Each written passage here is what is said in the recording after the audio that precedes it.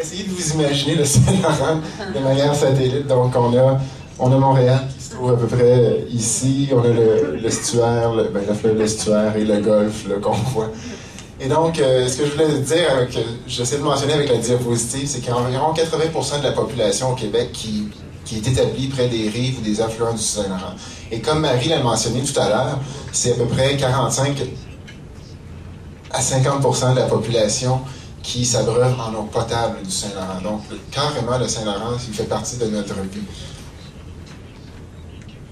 Comme j'ai mentionné tout à l'heure, au tout début, je mentionnais que l'eau était importante, puis c'est absolument vrai parce on est fait à 75% en partie d'eau. Et donc, comme aussi Anne l'a mentionné tout à l'heure, elle avait l'impression qu'il y avait de l'eau salée qui coulait dans ses veines, puisqu'elle a grandi près du Saint-Laurent, mais c'est exactement ça qu'on essaie de mettre en face ici, c'est que le Saint-Laurent coule littéralement à travers nos veines, étant donné que l'eau que vous avez bu durant la congrès qui est ici, qui vient de Montréal, ça provient du Saint-Laurent, donc vous avez toute une partie du Saint-Laurent qui est en vous en ce moment. Donc, notre fleuve vivant, qu'est-ce que c'est? En fait, c'est un projet qui est en partie financé par The Blue Water Project je ne peux pas parler en anglais, je m'excuse, par la Banque royale du Canada. Et donc, ce financement va nous permettre de monter sur pied une campagne. Je vais essayer encore. Okay. C'est une campagne de sensibilisation. Un autre point qui a été mentionné au courant de la journée, entre autres par M. Limoges ce matin, c'est qu'il y a un besoin essentiel de reconnecter les gens aux enjeux en biodiversité, mais la biodiversité aussi, ça s'applique au niveau du Saint-Laurent, comme on l'a entendu précédemment. Et donc, notre campagne se veut une campagne de sensibilisation pour justement reconnecter les gens au fleuve. Puis je pense que ça va faire partie des visions qui vont être partagées par mes collègues tout à l'heure lorsqu'on va en parler. Aussi, ce qu'on va essayer d'aborder dans notre projet, qu'on est en train de mettre sur pied, c'est le maintien des écosystèmes du Saint-Laurent. Donc, Marie l'a très bien démontré dans sa présentation. Il y a différents aspects qui sont essentiels au niveau du Saint-Laurent, au niveau des écosystèmes, que ce soit au niveau de l'approvisionnement, régulation, au niveau social et culturel, et enfin au niveau du soutien. Donc, je pense que Marie a très bien illustré ces services-là écosystémiques. Et enfin, on va essayer de créer une campagne de gestes bleus. Donc, vous avez probablement déjà vu certains gestes qui se font, peu importe d'où vous venez. Ça peut aller de la collecte de résidus sur les berges, de réduire sa consommation d'eau ou en être plus conscient. Donc, on va essayer de monter sur pied une campagne de gestes bleus que les gens pourront exécuter facilement et surtout pourront, à travers notre site web, inscrire les gestes qu'ils ont faits pour qu'on ait un peu une mesure de ce qui s'est fait. Donc, c'est pas seulement de dire, OK, allez-y, faites-le, mais une fois que c'est fait, qu'on puisse mesurer puis mettre ça sous forme de rapport par la suite pour dire, voici l'impact réel qu'on a eu. Un autre point qui va être assez primordial, je dirais, dans notre campagne, c'est la création ou la formation d'ambassadeurs du Saint-Laurent. J'ai mis ici à l'écran une photo que je trouve excellente. C'est David Suzuki et Al Gore qui récemment ont fait force commune pour présenter le projet climatique. Anne m'a présenté tout à l'heure comme étant un présentateur. Pour ceux qui ont vu le film Une vérité qui dérange, en 2006, Al Gore a formé plusieurs personnes à travers le monde pour présenter le film Une vérité qui dérange à travers la population des différentes communautés. Et donc, ce qu'on aimerait faire, c'est la même chose au niveau du Saint-Laurent. Donc, créer des ambassadeurs sous une narration un peu qui n'est pas sans rappeler celle d'une vérité qui dérange dans le thème de format. Et donc, pour parler des enjeux du Saint-Laurent, mais surtout de faire un peu un voyage à travers l'histoire le long du Saint-Laurent. Donc, ça nous amènerait de la source d'eau du Saint-Laurent à partir des Grands Lacs, en passant par le fleuve, l'estuaire, jusqu'au golfe, et en parlant de tous les enjeux qui s'y rattachent au dépendamment des différents endroits, puis aussi la science qui s'y rattache derrière ces différents endroits-là, les différents écosystèmes que l'on retrouve. Donc ça, c'est un autre aspect qui va être fort intéressant que l'on va développer, on est en train de développer. On a une narration qui est presque complète. Maintenant, il s'agit juste de mettre en forme sous format PowerPoint et éventuellement, on espère au début du printemps, on va former les ambassadeurs tout le long du fleuve Saint-Laurent, de l'estuaire et dans le Golfe pour justement disséminer cette information-là à travers les différentes communautés dans le but que les gens puissent reconnecter justement avec le Saint-Laurent. Enfin, non le moindre, ce qu'on espère créer aussi, c'est une journée d'action Saint-Laurent. Je ne sais pas si vous le voyez bien, je vais peut-être le lire. L'idée, c'est évidemment que les gens puissent renouer avec le fleuve, que ce soit par la baignade, nettoyage des berges, comme je mentionnais tout à l'heure, ou d'autres activités telles que le kayak, la plongée, etc. Donc ça aussi, on aimerait ça créer une journée d'action Saint-Laurent qui pourrait se répéter année après année, un peu comme on a le jour de la Terre ou le jour de la biodiversité, etc. Donc, encore une fois, pour que les gens puissent reconnecter vraiment avec le Saint-Laurent. Donc, on a parlé de différents enjeux auxquels le Saint-Laurent fait face. Les deux interlocutrices précédentes ont mentionné certains enjeux. Donc, je vais juste passer rapidement là-dessus. En fait, ce qu'on a vu la dégradation de nos écosystèmes, entre autres la perte de la biodiversité. On a vu durant principalement ce matin, l'importance d'une biodiversité riche. Donc, sans biodiversité riche, on n'a pas d'écosystèmes qui sont sains. Donc, nous-mêmes, on n'est pas en santé. C'est très important de comprendre cet aspect-là. On a aussi des enjeux d'usage, entre autres au niveau du transport que Marie a brièvement mentionné tout à l'heure, puis aussi la facilité d'accès pour les plaisanciers.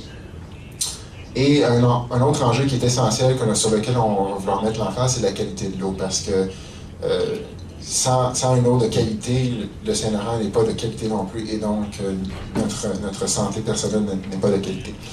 Ces enjeux-là, c'est des enjeux qui font partie du prochain plan Saint-Laurent qui est sous révision entre le gouvernement du Québec et du Canada. Donc, on fait partie d'une des multiples organisations qui a été invitée à se prononcer sur les différentes recommandations que l'on voudrait voir sur le fameux plan Saint-Laurent, le prochain plan quinquennal, c'est-à-dire de 2010 jusqu'à 2015. Et je vous illustre ici, justement, les enjeux qui vont être abordés par, pas les enjeux, mais en fait les zones qui vont être ciblées par ce futur plan Saint-Laurent. Il y a 5 zones qui ont été ciblées et qui vont traiter des enjeux que j'ai mentionnés précédemment, entre autres au niveau des usages, la qualité de l'eau et la perte de biodiversité. Le problème qu'à la Fondation, nous, on constate, c'est qu'évidemment, on souhaite avoir une gestion intégrée des écosystèmes du Saint-Laurent. Et déjà là, on voit que le fait que ça soit fragmenté en différentes zones prioritaires, ça délaisse certaines zones comme entre Québec et Tadoussac, Trois-Rivières, Québec, mais surtout toute la péninsule gaspésienne. Donc, on est invité à faire des recommandations et on s'apprête à le faire d'ici le 8 octobre, justement, à ce niveau-là. Enfin, un des enjeux qui peut-être un peu en tout cas dans les domaines, dans les organisations non gouvernementales, qui est un peu sur toutes les lèvres, c'est les enjeux reliés à l'exploitation et l'exploration des hydrocarbures. Ça ne fait pas partie essentielle de notre campagne du fleuve Saint-Laurent, notre fleuve vivant, mais c'est une campagne différente sur laquelle on s'apprête à se prononcer dans les prochaines semaines. Tout de même, c'est dur de dissocier les deux, étant donné les enjeux. Donc, ce qui se passe en ce moment, je vais peut-être y aller comme ça. Ce qui se passe en ce moment, c'est que dans le golfe du Saint-Laurent, on a une compagnie pétrolière qui s'appelle Corridor Resources Incorporated, qui a une licence d'exploration d'hydrocarbures dans un endroit qu'on appelle Old Harry. Old Harry se situe à la limite des frontières de Terre-Neuve et du Québec. Du côté de Terre-Neuve, il y a une licence qui a été accordée à la compagnie par le Canadian Newfoundland Labrador Offshore Petroleum Board. Je ne sais jamais comment le dire en français, mais l'Office extra-côtier, je crois. Et donc, cette licence a été accordée à Corridor pour peut-être éventuellement faire des levées sismiques pour voir s'il y a vraiment un potentiel en pétrole et en gaz.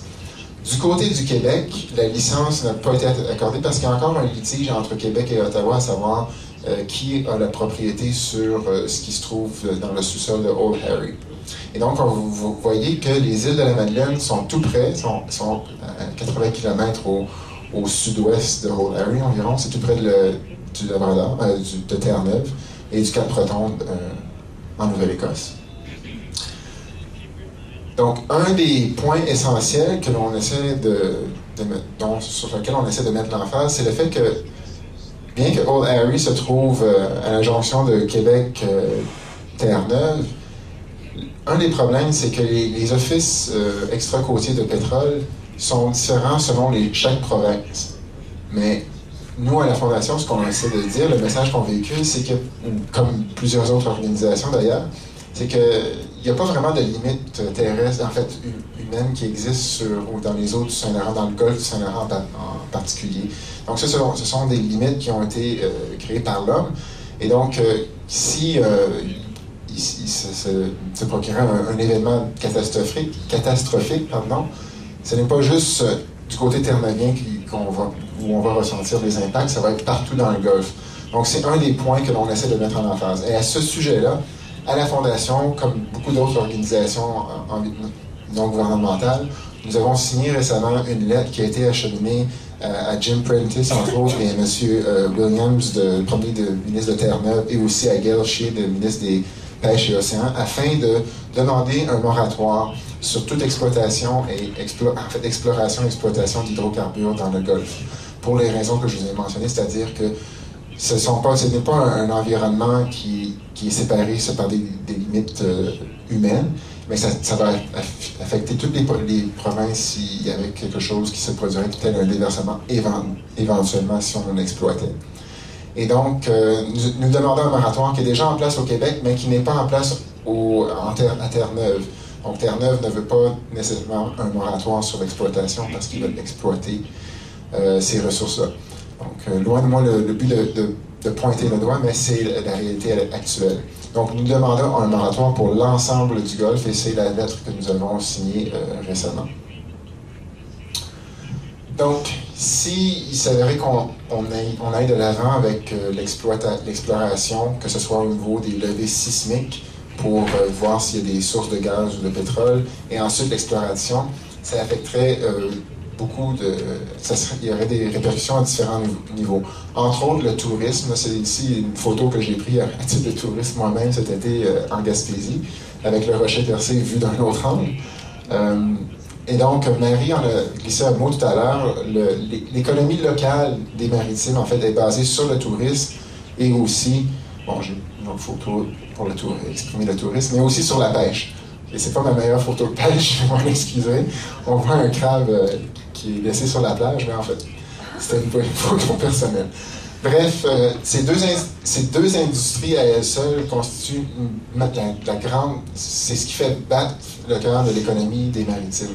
Donc, s'il y avait un déversement de pétrole dans le golfe du Saint-Laurent qui est 6,5 fois moins grand que celui du golfe du Mexique, ça affecterait toutes les provinces qui font partie du golfe et donc affecterait la pêche et le tourisme qui sont essentiels à l'économie locale. Et ça me revient en tête pendant que je parle. Tout à l'heure, on parlait, ce matin, Larry McDermott mentionnait l'économie et à quel point on oublie l'éco dans l'économie. Et je trouve que c'est absolument tout à fait juste, justement, à ce niveau-là. Enfin, les écosystèmes aussi, bien entendu, seraient les grands perdants d'un déversement de pétrole s'il s'avérait à arriver. Et donc, on a parlé des écosystèmes tout à l'heure, je ne reviendrai pas là-dessus, mais on sait à quel point ils sont riches dans le golfe du Saint-Laurent et dans le fleuve en général. Donc, je vais m'arrêter là-dessus pour qu'on puisse aborder la partie vision du Saint-Laurent, mais je pense que ça vous donne déjà une petite idée ici. Merci.